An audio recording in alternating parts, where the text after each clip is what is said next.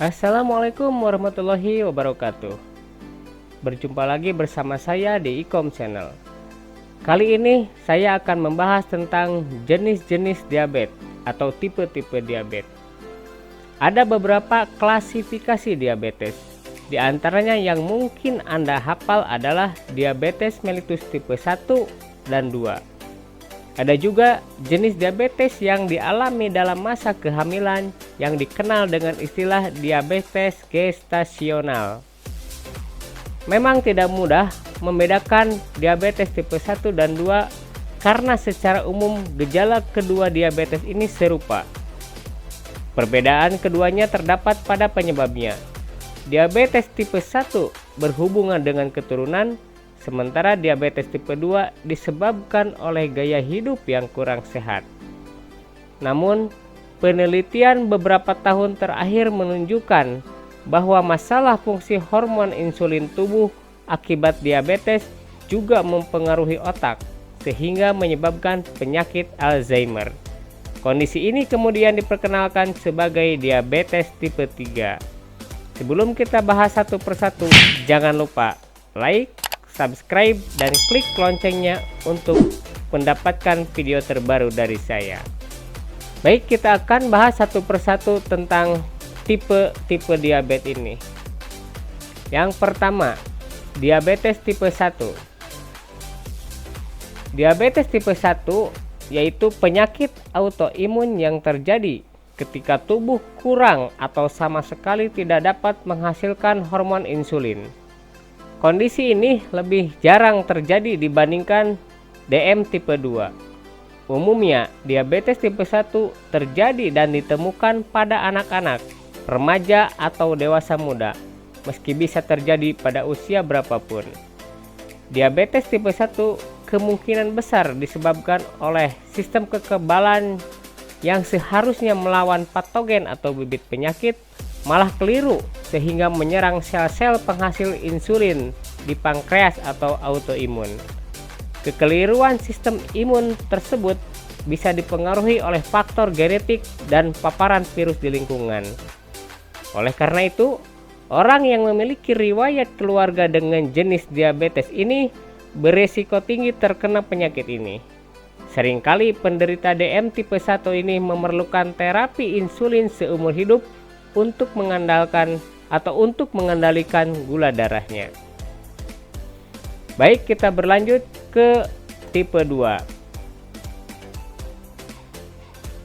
Diabetes tipe 2 ini biasanya disebabkan karena faktor gaya hidup yang tidak sehat, seperti kurang gerak dan olahraga.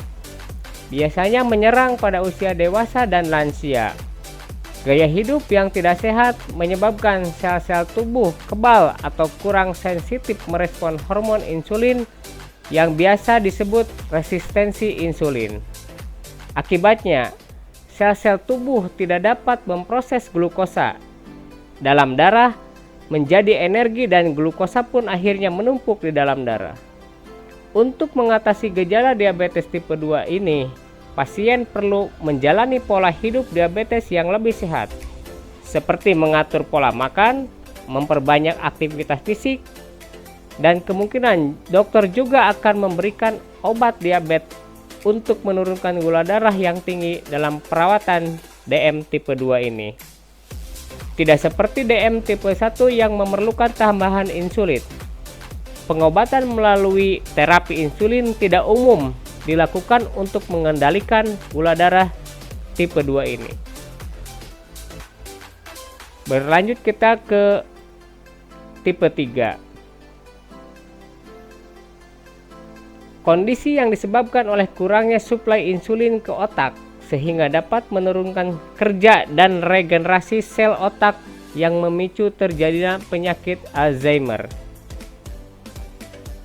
Penyakit Alzheimer adalah penyakit neurodegeneratif atau penurunan fungsi otak yang terjadi secara perlahan akibat berkurangnya jumlah sel-sel otak yang sehat.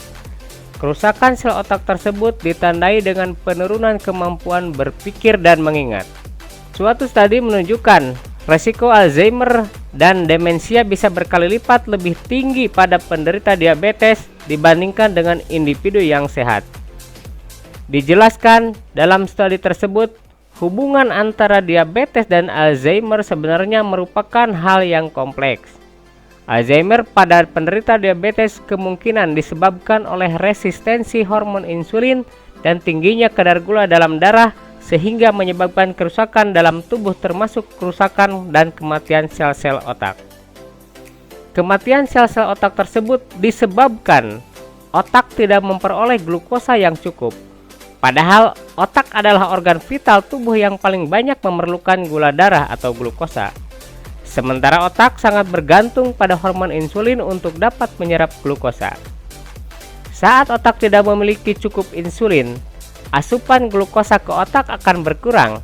Akibatnya, distribusi glukosa menuju otak tidak merata dan sel otak yang tidak mendapatkan glukosa akan mengalami kematian dan memicu munculnya Alzheimer. Meskipun demikian, terdapat mekanisme lain yang menjelaskan bahwa Alzheimer bisa saja terjadi dengan sendirinya tanpa mengikuti penyakit diabetes. Namun keduanya dipicu oleh faktor resiko yang serupa, yaitu pola konsumsi tinggi karbohidrat dan glukosa. Terlebih lagi, pengobatan diabetes tipe 1 dan 2 tidak mempengaruhi kadar insulin otak, sehingga tidak memiliki dampak positif terhadap penanganan Alzheimer. Oleh karena itu, penelitian lebih lanjut masih diperlukan untuk memahami mekanisme kondisi diabetes memicu terjadinya Alzheimer. Baik, kita ke tipe yang keempat, yaitu diabetes gestasional. Diabetes ini terjadi pada ibu hamil. Tipe diabetes ini terjadi selama kehamilan, walaupun tidak memiliki riwayat diabetes. Klasifikasi diabetes ini muncul karena plasenta ibu hamil akan terus menghasilkan sebuah hormon khusus. Nah, hormon inilah yang menghambat insulin bekerja dengan efektif. Akibatnya, kadar gula darah Anda pun menjadi tidak stabil saat kehamilan. Sebagian besar wanita tidak mengetahui bahwa dirinya mengalami diabetes jenis ini, karena seringnya diabetes gestasional tidak memunculkan gejala dan tanda yang spesifik. Kabar baiknya, kebanyakan wanita yang mengalami jenis diabetes ini akan sembuh selepas melahirkan. Agar tidak menimbulkan komplikasi, ibu hamil yang mengalami tipe diabetes mellitus ini juga perlu mengecek kesehatan dan kehamilannya pada dokter secara rutin. Selain itu, gaya hidup juga perlu diubah jadi lebih sehat. Wanita yang hamil di usia 30 tahun, memiliki berat badan berlebih, pernah mengalami keguguran atau bayi meninggal, atau punya riwayat penyakit hipertensi, beresiko tinggi mengalami diabetes gestasional ini. Jadi pertanyaannya, jenis diabetes manakah yang lebih membahayakan? Masing-masing tipe diabetes mellitus memiliki gejala dan komplikasi yang berbahaya. Terlebih, tubuh setiap orang berbeda-beda sehingga respon terhadap pengobatan pun bisa berbeda. Belum lagi gaya hidup pasien sangat menentukan tingkat keberhasilan pengobatan diabetes.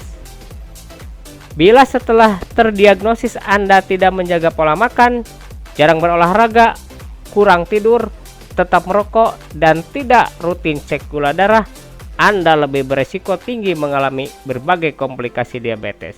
Diabetes bisa mengarah pada penyakit berbahaya lainnya seperti stroke, hipertensi, hingga gagal ginjal. Dengan menjalani pengobatan diabetes dengan benar dan mengikuti pola hidup sehat, Anda masih bisa mengendalikan diabetes, apapun jenisnya.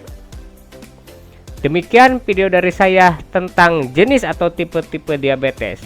Semoga dapat menjadi gambaran bagi Anda tentang penyakit diabetes dan kita harus pandai-pandai dalam menjaga pola hidup sehat. Jangan lupa like, subscribe, dan klik loncengnya untuk mendapatkan video terbaru dari saya. Salam sehat, ayo semangat, kita pasti bisa. Terima kasih. Wassalamualaikum warahmatullahi wabarakatuh.